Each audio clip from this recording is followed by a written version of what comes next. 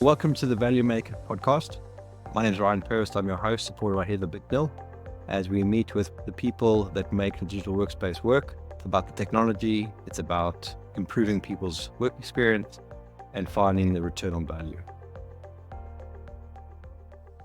Welcome, Sneha, to the Value Makers podcast. Do you want to tell everyone about yourself since we last spoke, if anything's changed? For sure. Firstly, thank you so much for having me back. It's so exciting to connect with you. I can't believe it's been a year and a half actually since I was on the other podcast, but congrats on the new one. Things have been great. It's been exciting to kind of look back now and maybe see that podcast episode and see how much things have changed on the business front, because I guess we changed our name as well. We pivoted.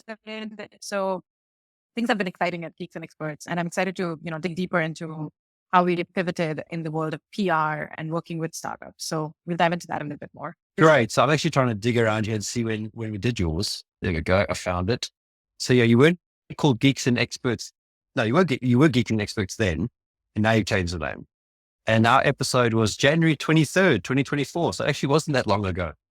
Wow. It felt long ago. Mm-hmm. So let's talk about the name change. Why change the name? Yeah, we went from being Gexpert to Geeks and Experts. It was just easier and more simplified to be able to call ourselves Geeks and Experts, which just kind of puts, some kind of reason or logic behind the name. So Gexpert was obviously like a combination of Geeks and Experts, but when you said that to people, a lot of people would not know how to look it up.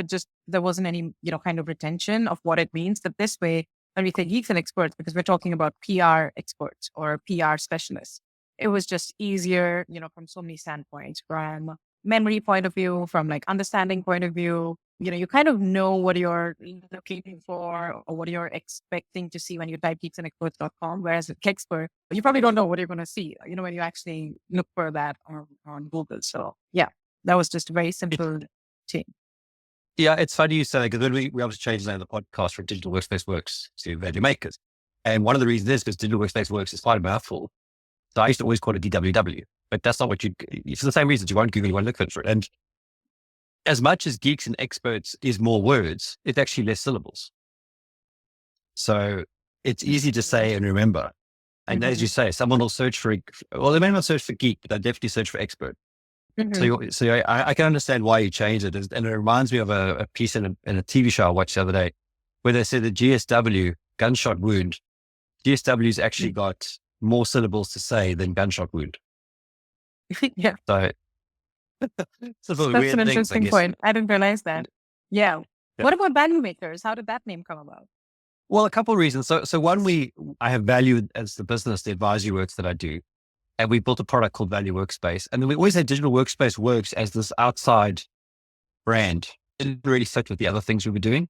And also just trying to say that Digital Workspace Works so many times, and then people getting the website wrong and all that stuff. And so for a while, I wanted to change the name, but I didn't really have a good idea. And then we did the ChatGPT thing, and that came up with a whole bunch of names.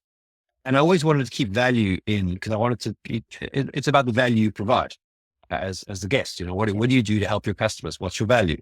So I thought that was always important. And Heather came up with the makers part to give us the name. And Value Makers is easy to say. Everyone thinks, and with the way that search works, value VALUU or VALUE will still get picked up. Mm-hmm. So it just makes it a lot easier and simpler. It fits the brand and it lines up quite nicely. So I think we're about 12 episodes now. I think we've done on Value Makers. Same subscriber base. It's the same podcast people. It's just different name. So yeah. So they're still doing PR. Or have you now expanded it out to other things? Well, we've actually niched down. So as opposed to how we were more broad earlier, we realized we were too broad. So we were trying to be everything for everyone. And now we're just laser focused on PR for C to Series A, B, C startups. So pretty much realized that, we were not niching down, and we were not able to crack our messaging. We were not able to crack basically who's that ICP. So instead of, we're just going to focus on this. Even in terms of PR, actually, we're trying to find which vertical would be, very specific for us. Would it be B2B SaaS? Would it be tech? Would it be how broad can you get, right? Because everybody needs PR, right? From CPG companies to fintech startups. So we're still in that, space of figuring out, do we want to just stick to the tech domain for now? Yeah, and it's hard because there's so many things that you could do. Yeah, absolutely. I mean, from many standpoints, right? From even the customer understanding what you do and building that trust, to even you trying to create capabilities in-house or through your messaging, through even your case studies. So when you are actually trying to convert clients, they're looking for, okay, so do you have proof of like, what have you done in the past? Or do you have successful case studies or success stories? And you're like, oh, well, I have something here and something there, but like you need something that's more concrete in your domain. So we were talking about how you were getting laser focused. Because the one thing is the one thing, which is what I've heard from most people. We had to do the same thing to some extent. We had, as I mentioned, too many brands. So you align the brands, make sure that things work together, and getting messaging together is quite difficult. And who would you say, I mean, are you at the point now where you've identified your ICP, or do you think you're still trying to get it right? No, I think we're kind of there. I feel like we're trying to figure out how much we can like push the envelope or, go like a little bit more, maybe mid-market or up-market from where we are. But it definitely is a lot of startups or, founders who are in the C to series A, B stage. And we figured that out because there were, they've not done PR before, but they're curious to understand how to, get their story out there, how to do maybe podcast tours, how to get, executive profiling done. And a lot of the other companies that are maybe, at a much later stage, they have enough budgets to like go for a big TR agency. So we kind of fit the bill of being way more agile for somebody who's not tried PR before. And at this stage, we're just trying to see like, is it, at what stage can we start? Can we start when they're pre-revenue? Can we start when the startup's like maybe few $1 million in revenue? Like how further along can we go to service them? So it's about like pushing that, I guess, like contract number or that sales number. Well, so I'll ask the question. So it's obviously I run Value. We're probably still seed with some revenue. Mm-hmm. How would you approach working with us? We're a B2B SaaS primarily. What would be your engagement model there? We have a podcast. We have our own podcast as well, which is slightly different. Mm-hmm. Yeah, that's an interesting one. So technically it would be, depending on what your goals are for PR. And that's what I always like asking is, let's reverse engineer from where you want to be. So is the goal to get PR for the founder? Is it goal to get PR for the projects that you've undertaken as value makers? Or is the goal like, do you plan to go for like fundraising eventually? So we kind of backtrack from there and then see like, where do we put the focus? Do we put the focus on you as the founder and share your story, your background? Like, why are you the best person to be building this? What are some credibility or case studies under your belt that we can talk about? And then the next thing would be to talk about, maybe the path forward. If that is there a product in the pipeline that is being built? Or maybe some case studies that, you have lined up for the next few months or quarters. So it will really depend on like what that eventual goal is, because I think as a company, you need to decide where to put those resources. Do you want to build your thought leader profile as a subject matter expert, or do you want to go client facing and be in front of, your potential clients in publications that they would read? Because both of those are slightly different. If you're B2B SaaS, you want to be in front of the audience that reads those kind of publications. But if you're doing general thought leadership, then you can be in like, the leadership, the business journals and things like that. So it's just about putting which hat on you want. Yeah. And this is kind of the thing that we have, because we have our own podcast. Obviously we do have a product. We have a pretty good LinkedIn following and a pretty good X following. We've continually hit those things, but you almost want to make sure that you're finding the avenues to bring your brand out there. So someone else referencing your material as opposed to you pushing your material out. I think that's quite hard to do. What are your success stories at the moment? I mean, what would you talk to customers about? Other perspectives? Yeah, there's a few exciting ones that we love to share. One is essentially just bringing the founders like origin story. And this would be in different formats, right? It would be like a feature interview that we got, let's say with like an Authority magazine, or, we got them like a podcast, which they were like kind of wanting to get placed in. So it would be pretty much focusing on like what their founder story is and what got them to like build the company and start the company. And so I've had clients recently who are like completely bootstrapped. They haven't raised any funding, but they've done phenomenal work with a lot of startups. Like they're like a venture studio. And so at this stage, we're focusing on telling their story, because very often the media will, have all of these flashy headlines about a startup that raised millions of dollars, or a fund that, is closing like a $150 million fund for them. And in this case, you're talking about founders who have not raised any money. they've gone straight to, revenue generation, and they have grown year on year, built multiple, case studies or projects. So it is about telling that story. And for us, the exciting part was actually finding specific outlets that would make sense for them. So as opposed to, obviously everybody wants to be on like Business Insider or Forbes or, Washington Post. But for us, it was like, which are the actual media outlets that will move the needle for them, and then figuring out how to get them placements there. So that would be very specific, like maybe like VentureBeat. It would be, very like technical startup kind of publications, or it would be startup podcasts. And that's kind of what we enjoy doing, especially if it's, founders who have like very interesting stories, which don't get picked up in the media. Like maybe they're an immigrant, maybe they're, have a very interesting background, like education wise, not don't come from like tier one cities with like Ivy League schools. So kind of getting them in placements that they otherwise wouldn't. Yeah, I can see a lot of angles to it. And I guess I'm curious to know what is interesting for people. And I look at, if you look at sort of YouTube and who's become quite popular, Steve Bartlett's become quite popular with his Diver CEO, for example. And I think it's because he brings people that are quite diverse they're not all well-known people, but they've got an angle or something like that. And then he had Boris Johnson on this week recently, obviously as the next prime minister. And that was I didn't watch the whole interview yet, but it was quite contentious to begin with because it was all about the COVID rules and all the rest of it.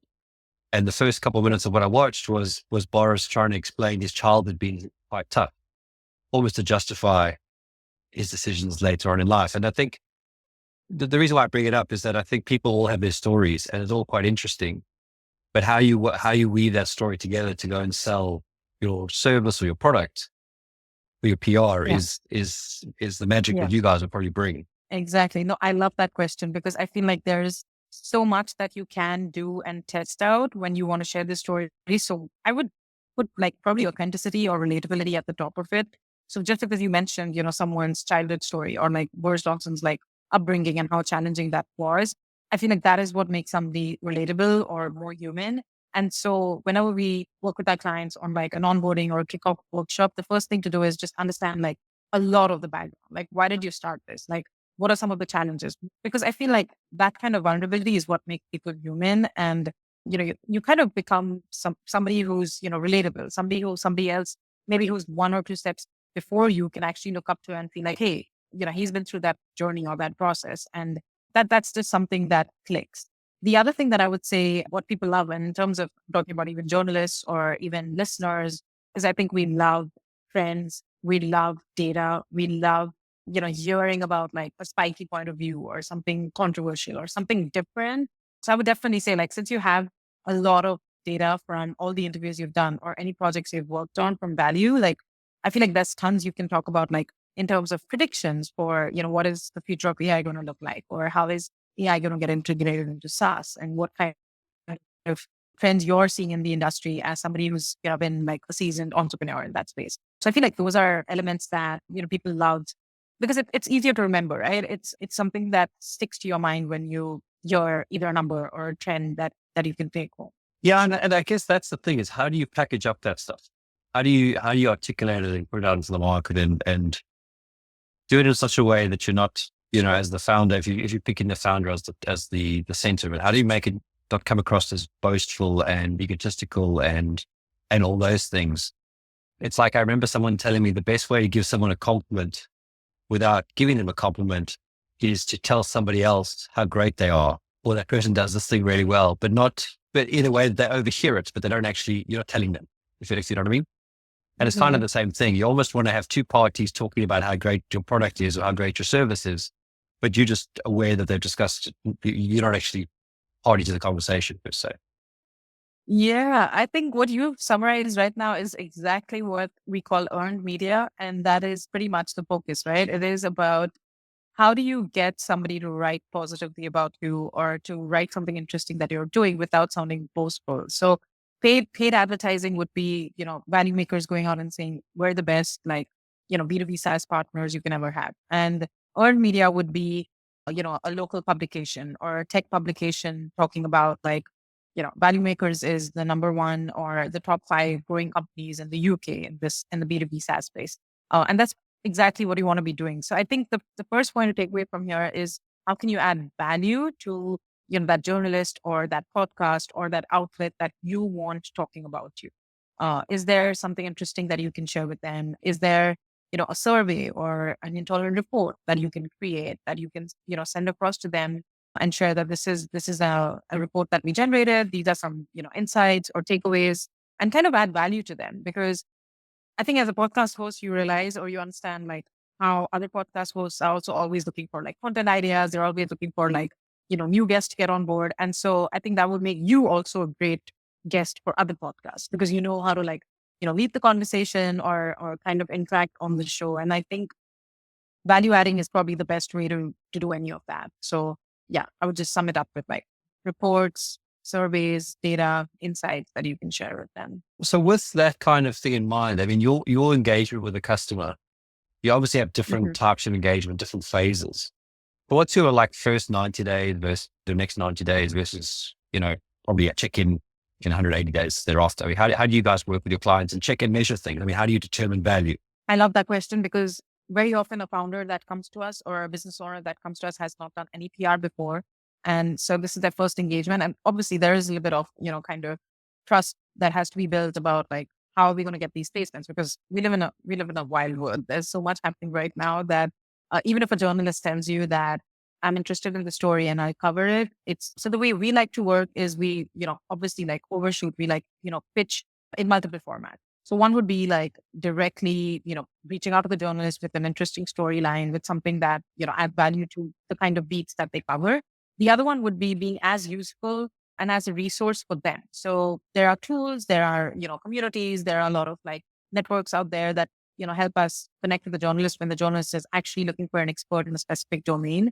And I think this is the most valuable way to like build that relationship with the journalist. So what we'll do is make sure that we establish like the founder's, foundation in the PR world. So if they have no prior digital footprint, the first 90 days, the goal is to get key brand messaging out, to get certain, brand mentions or placements for them across different outlets. Because you want to make sure that you are building up a profile as you go so that when the 90 days are done, then you can move on to maybe pitching them as a thought leader or as an expert for a byline article. So a byline is when they have actually authored an article. And there are ways to do that as well. So you would be writing in, let's say, like Business Insider as a contributor to Business Insider articles. So the idea is to make sure that you're building it up as you go, as opposed to doing like a bunch of PR activities for 1 month and then not doing anything. So I would take 90 days to build the foundation, get some press mentions, get some brand mentions,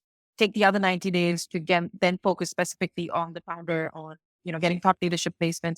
And then, of course, you want to keep aiming for those top tier outlets, which is like Forbes, Fortune, Business Insider, TechCrunch, all of the, big tech publications that you would want to be seen in eventually. So are you taking I mean, my experience of PR has been, I've written an article and then I've given it to somebody else to rewrite and post it in based on a topic that some magazines have asked for.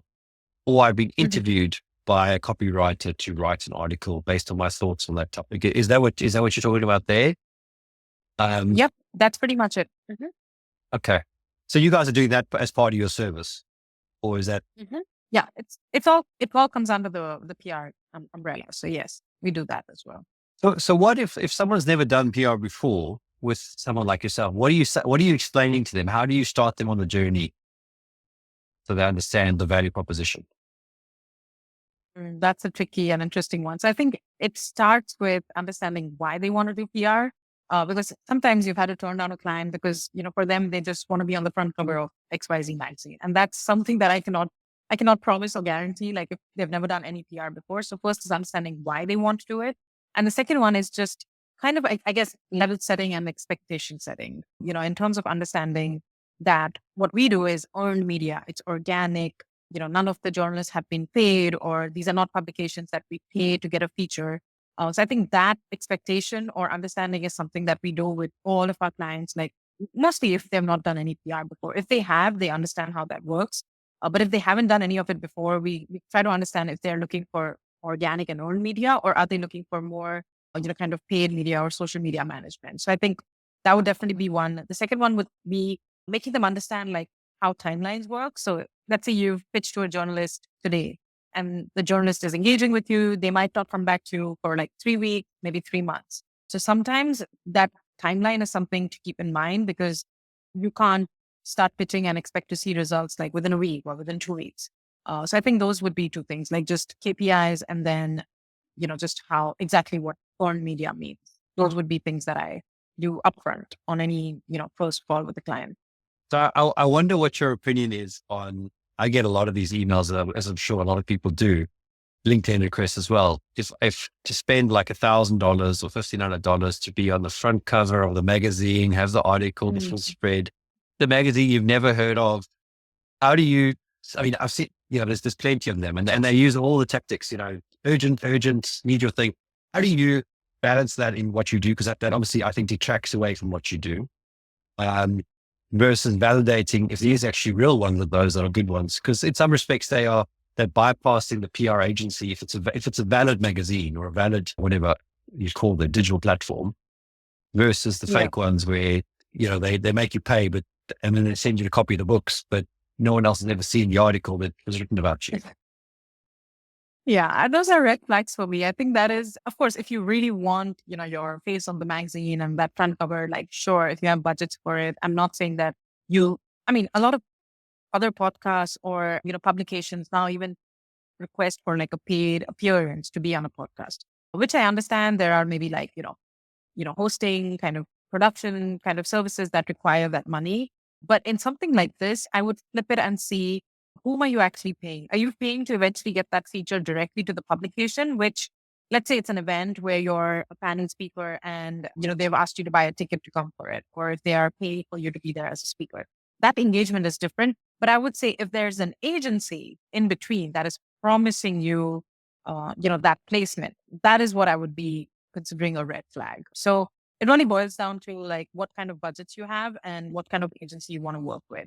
Tomorrow, if you want to work with any of those magazines, you can probably pay them and get that appearance and be happy with it. But I guess my question is more, how do you validate that they're actually real?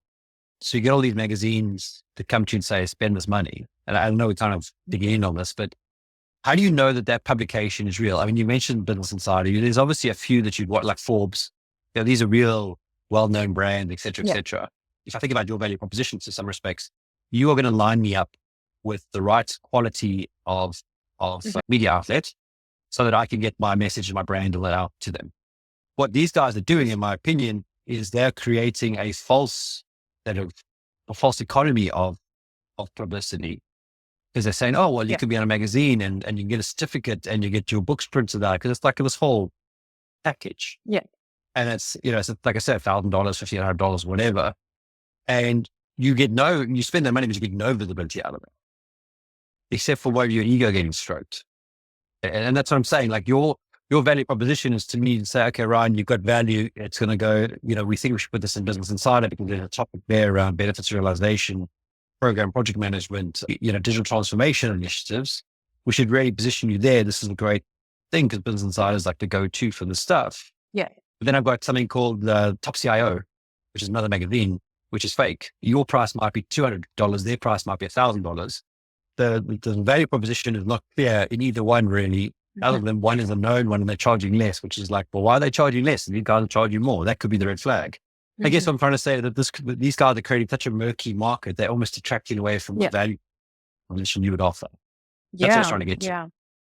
Unfortunately, that's correct. It has got very fragmented. And because of that, there are many, I guess, kind of gray areas in terms of like, what is this considered? Is this earned media and PR? So I think one way to validate or just check the authenticity would be like, there are a lot of tools where you can check actually like website traffic or, kind of just seeing how high the website is ranked in terms of domain authority. So I would do that. The second thing would be, who else has been on this, or which are the other notable, CEOs, founders, business owners who have been featured in this? Because you want to kind of maybe map out like where you see maybe a competitor or role model and see what kind of publications do they get into. So I think those are easy benchmarks to look at. It's a good point. I mean, I'm almost asking you, what is the checklist you should have with these guys? And then, as I say, I get probably about 10 of these a week, which I don't even respond to them anymore. But it's probably a question of, well, show me your articles you've done before. Show me your evidence of success. Show me your analytics. We get the same question around the podcast. Tell me who listens to your podcast. Well, I can't tell you who listens. I can just tell you people listen. and we get a certain amount of downloads. Yeah. I think there are two things maybe we're talking about. One is the outlet itself reaching out to you for like a paid feature. So I would just not even put that in your like PR budget. I would put that under like marketing or advertising, because the outlet reaching out to you directly to be in a magazine is them saying, hey, we have this like sponsored, kind of post or article that we can feature you in. So you're paying to get featured in that. The other one is an agency promising you a feature. And an agency promising you a feature, I would be wary, because are they also going to be paying an outlet to feature you? Because that's the only way they can guarantee it. Because if they are working with journalists who cover daily news and, topics in the world, there's no way to guarantee that they're going to cover. So those are two things, two ways that I would break it down. Does that help?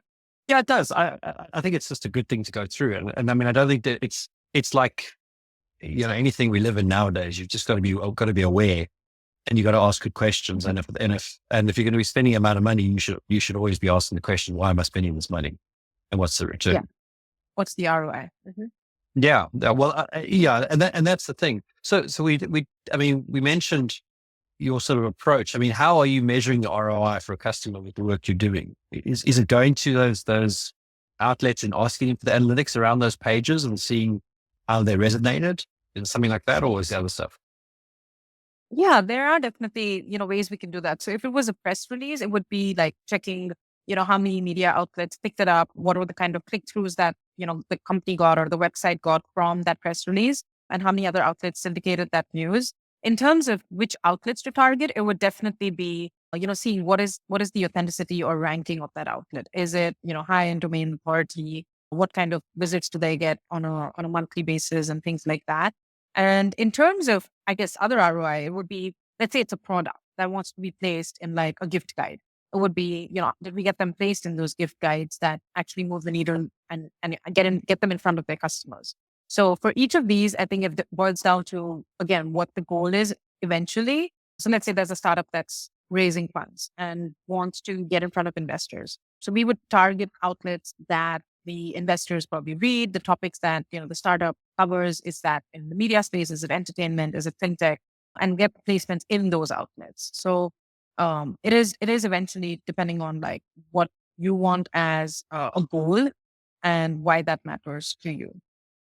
But yeah, there's a lot of websites that help you track like the click-throughs, the traffic, the authenticity, and things like that. So it's just putting out a report and showing that, these were the mentions we got. Like getting probably even a mention in like Purvis is crucial for somebody who's, kind of trying to get in front of an audience, whether that's investor audience or consumer audience, or just kind of signaling what they're doing in the market.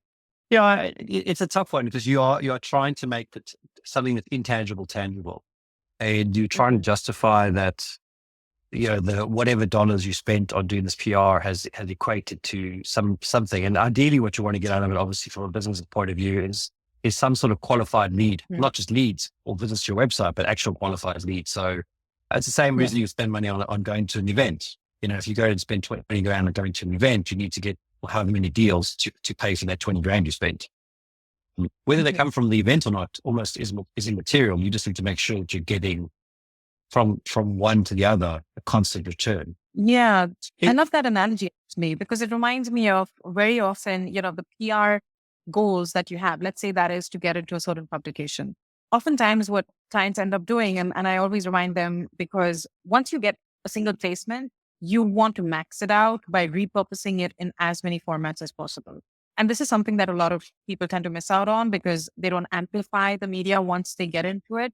And so let's say you got that one feature in Fortune, and that was like months ago. And after that, it never surfaced again. You want to make sure that it somehow stays alive by adding it to your, website, by putting it on your social media and repurposing, putting it in newsletters. Like, I think that is something which a lot of, folks tend to miss out on. And that's when they don't see the ROI of it. So this has happened with me personally, where, I've kind of been, let's say, on a podcast, or I've been at an event, or, appeared in a certain publication, which reaches my target audience. Now, they didn't directly see it there, but because I repurposed it or I reshared it and somebody else really shared it, I know that they engaged with that content. So I know that there was something that clicked when they saw it, that they reached out. And so I guess that qualified lead portion of it is hard to quantify, but you want to make sure that whatever you're investing, whatever dollars you're putting into PR, you're repurposing every result or every outcome that you get from it. Well, yeah, there's the echo chamber effect. I mean, you want your name to be repeated in multiple places, and that creates the stickiness. So you ideally what you should, that's why I said it shouldn't really matter that you spent, like in the example of the event, 20 grand on the event. If the lead came from somewhere else, because you don't know who was at the event that saw your brand, spoke to somebody else. They said, "Oh yeah, I've seen them," and that ended up becoming the route to yourselves. Or, it's brand awareness from various directions, I guess. But it is important, I think, to have some way of looking at the end of the month and saying, okay, we went to one event, we did 5 podcasts, we did 4 newsletters again, we did 16 posts on LinkedIn. How many leads did we get this month? Oh, we got 10. Okay.